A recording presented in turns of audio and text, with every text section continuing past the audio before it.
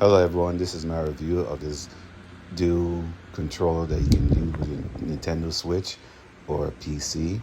It has a thumb pad and two analog sticks and buttons, two shoulder buttons at either side, and even a turbo mode.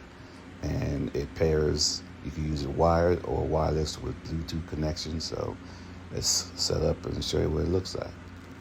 Here you can see it's pretty easy to pair it to your Nintendo Switch, and it hooks up like that, and then you're ready to go and start using it to play games. As you can see here, I'm using it to play Kirby, and it makes it very easy and convenient to use the controller than the gamepad that's on Nintendo Switch, because I like the feel of the controller, so it makes it easy. But you see, it works fine and it pairs real fine, and it's very compatible. You can also hook it up to your PC as well. Also, the control has, like I said, turbo mode and auto mode, so you can have it rapid fire the button if you need to. You can program that into it. So this is a really good controller, and I hope this review helped.